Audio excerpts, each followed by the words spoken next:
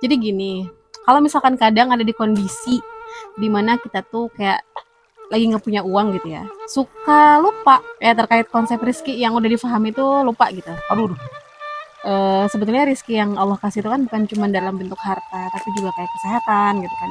Tapi kalau ada di momen lagi nggak punya duit terkait konsep yang difahami tadi, sikap yang harus dilakukan itu kayak gimana gitu?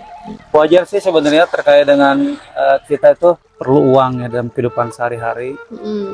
Dan ketika uang itu tidak ada dalam hidup kita, gitu kan, kita merasa dunia ini terasa hambar ataupun kebahagiaan tuh jauh banget gitu ketika kita tidak memiliki yang namanya uang. Nah, paling harus diketahui adalah bentar, rezeki itu bukan hanya uang. Terus kenapa sih manusia itu sekarang kayak bergantung banget sama uang gitu ya?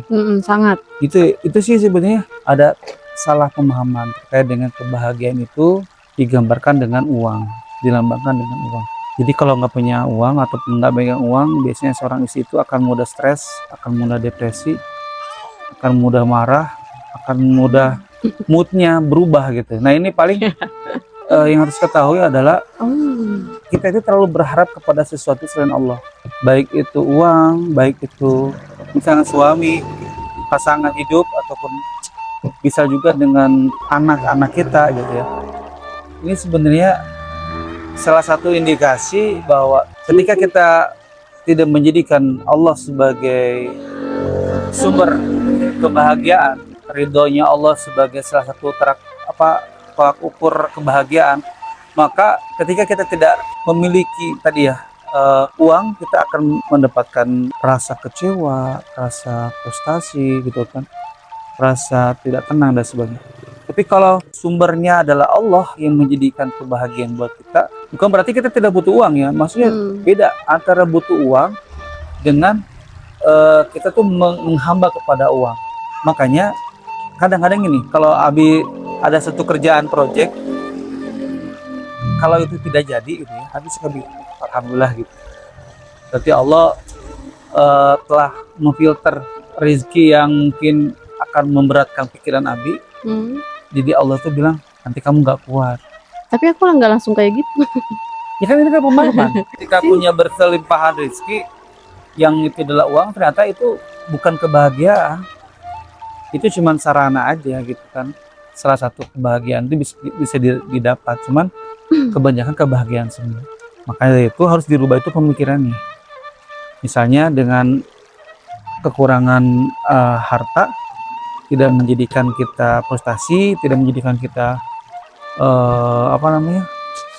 menderita. Begitupun dengan kelebihan harta tidak menjadikan kita itu orang yang takabur, sombong gitu ya.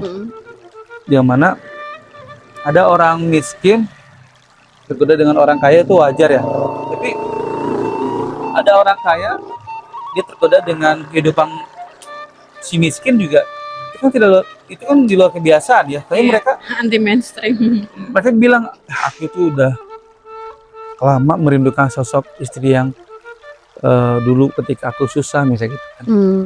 Bagaimana dia membantu pekerjaan aku, bagaimana dia menguatkan aku kan gitu kan. Ada cerita seperti itu ya. Terus ada yang dia itu menerima pemberianku ketika aku punya uang banyak, bersyukur aja enggak, bilang makasih aja enggak ketika aku kasih harta yang bergelimpangan. Maka anak aku juga malah terjerembab kepada kemaksiatan, dosa dan sebagainya. Makanya tadi ya, pemahaman terkait dengan kebahagiaan itu bukan karena uang seperti itu. Terus kalau misalkan kamu nih ya sebagai suami menghadapi aku yang moodnya swing gitu, apalagi terkait ya tadi kalau misalkan pas lagi nggak punya duit gitu kan, karena aku tuh ngerasa, dan ini suka jadi alibi mungkin ya, aku tuh kebiasaan dulu tuh nggak pernah susah gitu misalkan gitu kan. Terus untuk kamu sendiri menghadapi aku yang begitu gitu, itu gimana? Itu kan perasaan yang katanya tidak pernah susah dan sebagainya juga kan bukan orang yang hidup di keluarga yang kaya kan.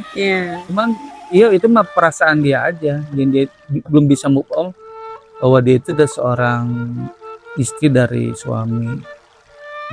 seperti aku ini gitu kan, ataupun sebagai ibu yang punya anak 4, masih terbayang-bayangi masa lalu yang dia itu belum beres itu, bahwa ya dia bukan anak kecil lagi yang harus diberikan sama orang tua, Hmm. karena dia merasa bahagia, dia merasa terlindungi, dia merasa tercukupi, walaupun ya mohon maaf bukan lahir dari kalangan orang tua yang kaya raya kan. Iya. Makanya kalau aku dengar omongan kamu kayak gitu ya biarin, itu ya memang perasaan yang memang harus didengerin gitu kan. Cuma lagi-lagi kadang-kadang yang buat aku kadang pusing itu adalah ketika kamu minta A pasti kasih A pengen B. Pas pengen B ya udah B-nya aku turutin, ternyata pas pengen A. Itulah perempuan. Ya maksudnya tuh kadang-kadang ada sikap yang maklumi, tapi ada yang sikap harus dikasih tahu bahwa kalau udah A ya udah A, B ya udah B. Kenapa? Misalnya pengen B, aku kasih B ya. Tahu-tahu pengen A di WA kan, ya udah berarti A. Kalau A aku berangkat misalnya. Tahu-tahu di chat pengen B gitu kan. Ya harus sabar dulu, beresin dulu aku pulang baru aku beliin kan gitu ya. Tapi kan kalau dulu mah nggak aku langsung pulang sebagainya. Tapi kalau memang bener-bener urgent atau memang aku bisa, aku pulang dulu. Ya itu masih tergantung situasi ya.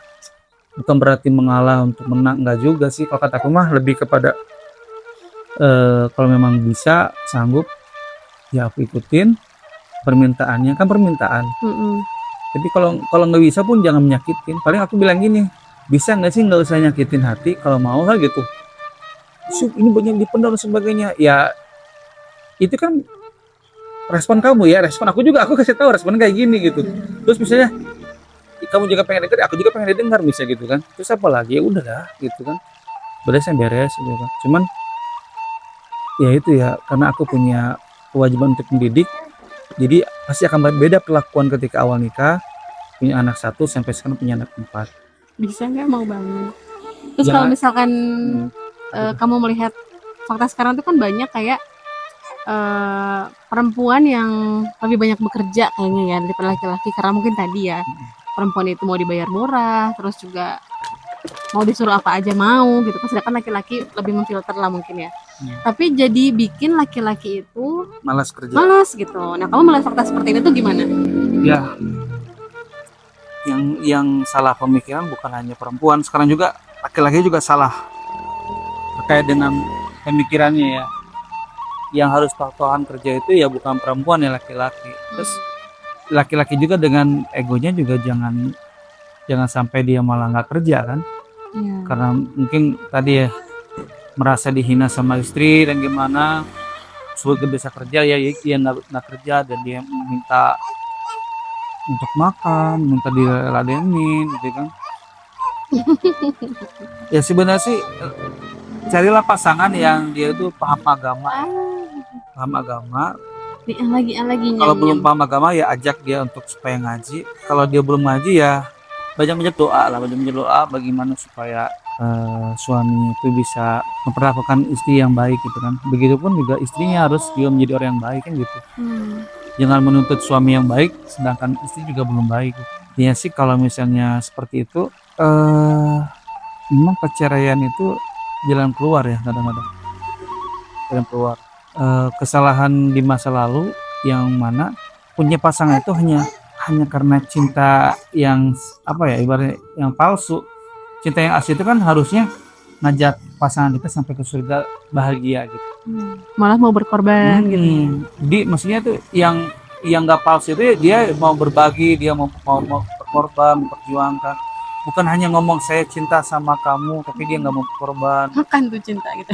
Bukan gitu. Cinta itu harus ada pengorbanan, bukan hanya ucapan aja. Cinta itu pembuktian. Kan bagaimana kita untuk membuktikan cinta kepada orang yang kita cintai, yang mungkin dulu belum jadi pasangan, kita rela untuk misalnya ya nelaktir makan,